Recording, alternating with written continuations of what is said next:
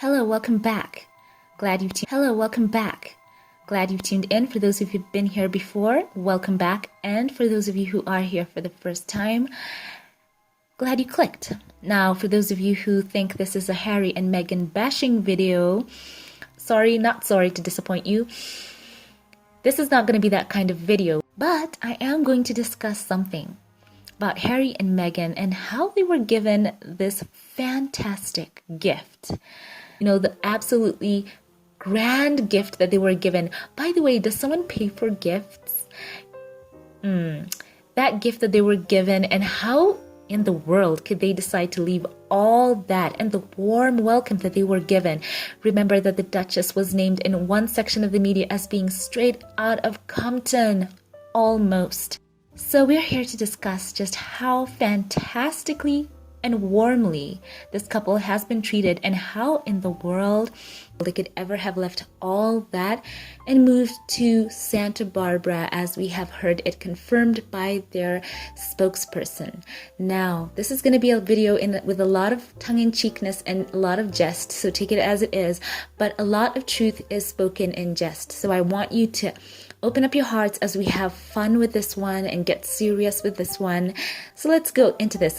I have woken up to checking on Twitter, and all the images are coming out of their new home in Santa Barbara. I just want to keep this video real. I know many of you have looked over those gorgeous, gorgeous pictures of the supposed mansion that they are in Santa Barbara, and it is very beautiful. So we're going to compare that to the amazing house that they had, the cottage actually, that they were given as a gift. By the way, do you pay for gifts? Because I hear that they're paying theirs off. So just a by the way. So let's go into this, and we're going to compare the sprawling cottage that they were given in comparison with all the other royal residences that the other members of the British royal family currently occupy. And I promise you, this is going to be a very eye-opening, informative one. So I've sourced this from a couple of places, so it's legit. So it says here that the royal family are lucky enough to own several homes across the UK, with the Queen dividing her time between Buckingham Palace, Windsor Castle, Balmoral, and the Sandringham estate throughout the year. But where do the rest of the royal family live? Let's check it out through Hello Magazine. So we're going to start off with Prince Charles and Camilla, who, by the way, keep Clarence House as their official London residence. The townhouse was formerly home to the Queen, then Princess Elizabeth, and husband, Duke of Edinburgh. It says that Prince Charles carried out extensive renovation work before he moved into Clarence House, but he has kept many of the rooms just as they were when his grandmother lived there. It says the royal residence also provides office space for Charles's staff and the principal rooms of the house that are used for receptions and hosting official visitors to the UK. And apparently, Clarence House is a 4-story building. But you know what? Prince Charles is a future king. So we're gonna let that slide. Let's go on. So guys, this is all in jest, by the way, yeah? So let's go on to Prince William and Kate, who have apartment 1A at Kensington Palace. The Duke and Duchess of Cambridge made their permanent move to apartment 1A at Kensington Palace in summer 2017, just in time for their son Prince George to start school and Princess Charlotte to enroll in nursery.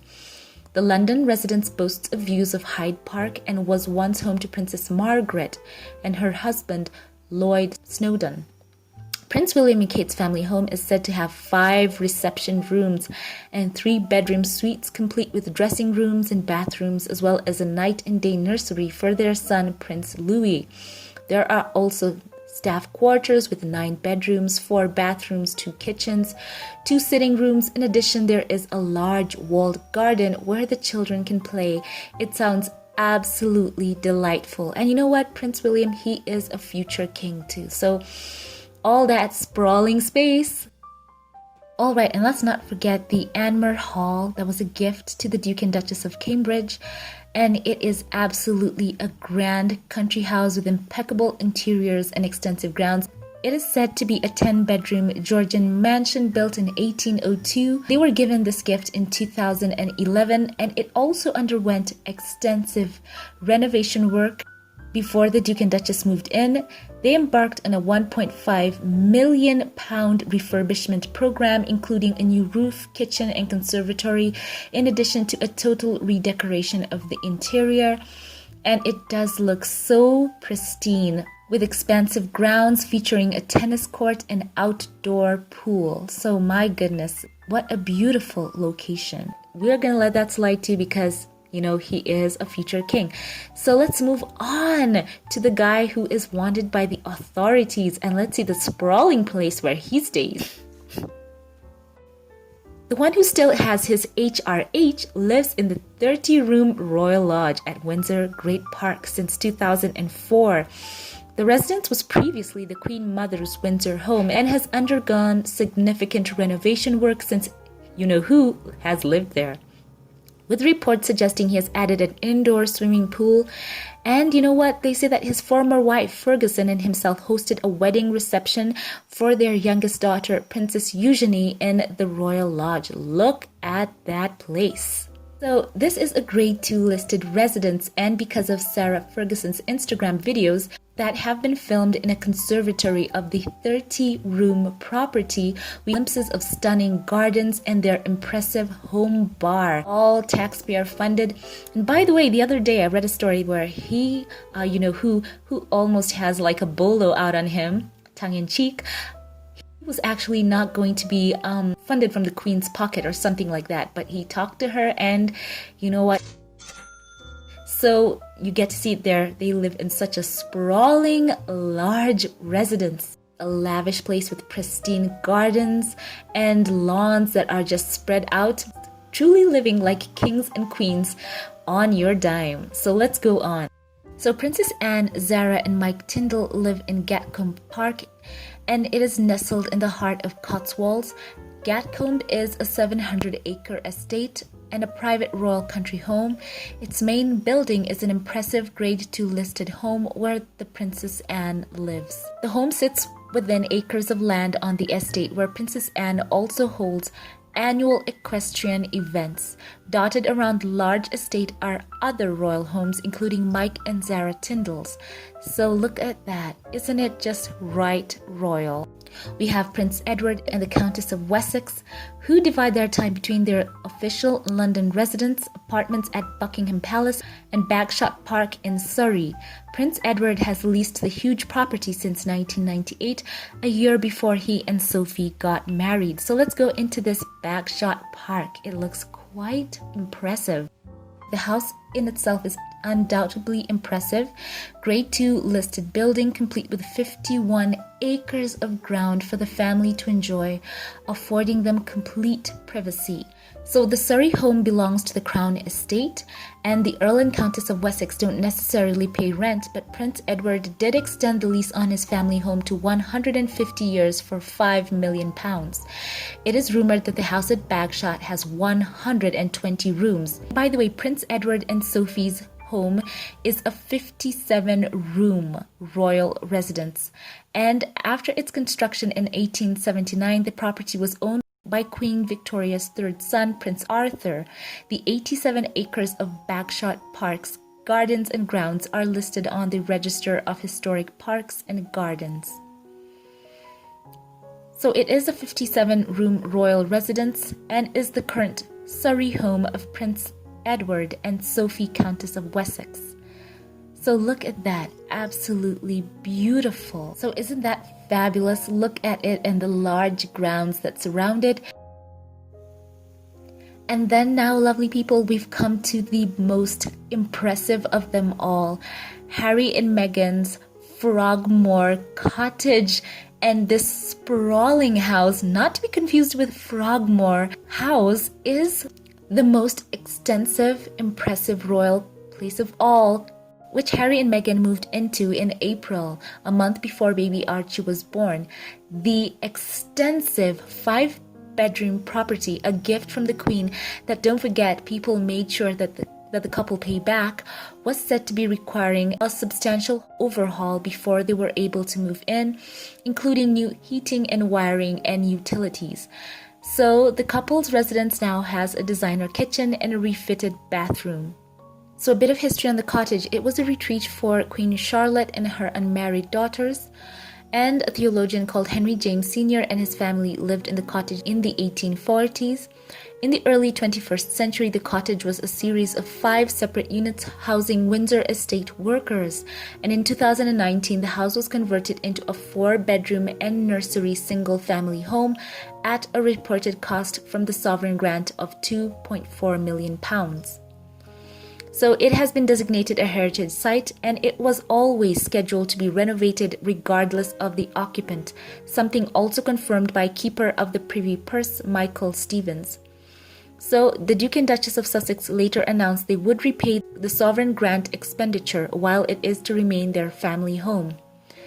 It's interesting also, Queen Victoria said that in the past that she found the place quite disgusting. That's in quotes. So yeah.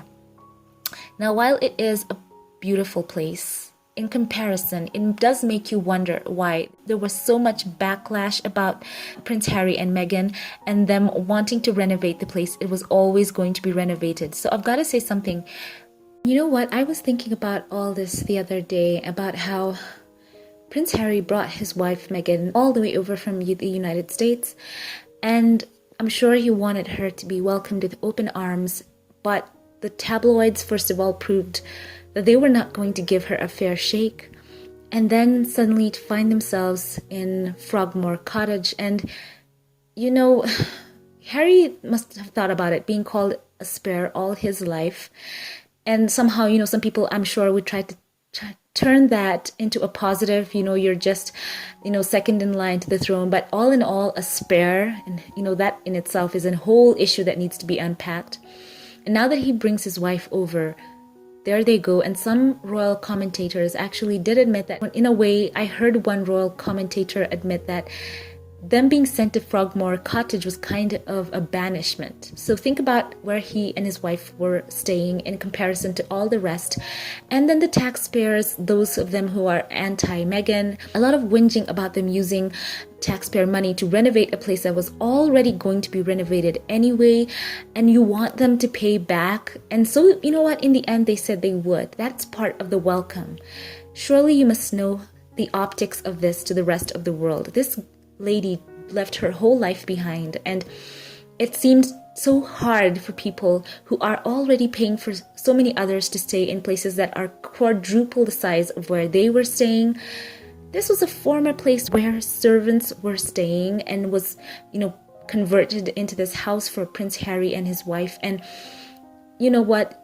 To see people complaining about making that place up, and even on their Sussex Royal website, they did say that they were trying to also get out asbestos from the place as part of the renovation. So what do people want them to do? Where did people want them to stay? So, there was that name attributed to Prince Harry, calling him a spare. And remember, Duchess Meghan, they did welcome her by calling her someone straight out of Compton, almost calling her exotic, and all other names, Duchess difficult, and every negative connotation that was associated with her race. And you can imagine, this is where Meghan, a woman who had built her own life from a teen, knowing how to rise through the ranks, falling in line, being a team player, and now you expected her to stay in that place all her life. And on top of that, be absolutely quiet and not say anything when tabloids were just churning out lie after lie. The response to her was smile, make your hair, always dress good, and keep quiet. So that was how she was supposed to stay the rest of her life, knowing fully well some people would go after her, knowing that she would be told, you have no right to reply, rise above it all, in quotes. And in the same breath, you hear a statement being issued about Botox. Come on, people. So now, you know what? They were made an option, but now they are prioritized worldwide. I'm happy for them in their house in Santa Barbara because they deserve it too. The rest of them, and by the way, I've not even mentioned half the other houses, Highgrove and on, that the rest stay in. Palatial, absolutely grand houses, and no one has any problem with that. So I'm saying let's all be happy for Harry, Meghan, Archie. They have sprawling, large open spaces, such a picturesque, gorgeous place that they have now. And I know many of you have also checked out those photos. They've been going around on Instagram, on Twitter, and I'm so happy for them, because when I thought about how Harry's wife was welcomed and what it must have looked like through his eyes, to find them there in a place where some people said it was a banishment, I'm sure it must have hurt Harry so much. And you know what? And I'm going to be honest, the other time when I was thinking about it, it almost made me tear up. So I am happy for them now. I am so happy for Prince Harry. He is making his way in the world. He is no one's spare. And I'm so glad and rejoice with them, as do you in the comments, to see them doing so well. So share with me your thoughts in the comments section below. I want to know what you think about all this. And you know what? I also heard someone mention that they did not care where Harry and Meghan went after they stepped back from being senior members. They just wanted them to disappear. Even after being questioned, where do you want them to go? The person being questioned did not have an answer. They just wanted them to go away and disappear. But it's not going to happen, folks. Harry and Meghan have found themselves a beautiful place. They so deserve sprawling acres upon acres of space in Santa Barbara, where they're going to have fantastic lives in their home that they have chosen. And it is a sprawling place that, Prince Harry, he is, remember, higher up in the line of succession, and yet he was put in that cottage there. Some royal commentators say that it was a kind of banishment for the couple. So guys, if someone is treated like an option, do not be surprised if they move on with someone who treats them like a priority. And Harry is no one's spare. He can pursue his own life, his own ambitions in life, and reach for his highest potential, not hide in someone's shadow. The same with Meghan. So we are happy for them in their place in Santa Barbara. And you know what? It's on their own dime. So there is no worry about them being there. So leave your thoughts about all this in the comment section. A lot of it was said with a lot of jest, tongue-in-cheek, and I just want to know your thoughts. Let's keep it uplifting in the comments section below, because all of this is kind of funny to see how some people have reacted to them having that house in Santa Barbara. If the rest can live like kings and queens, so can the Duke and Duchess of Sussex. We are so happy and rejoice for them and Archie and Doria as well. Let them live it up and have a fantastic life. So once again, share your thoughts with me. Thank you to all of you who've watched. Thank you to my Patreon supporters. Thank you for choosing to support my page. I love you all, and have a fantastic day wherever you are. And I will catch you in the next one. Have a blessed one.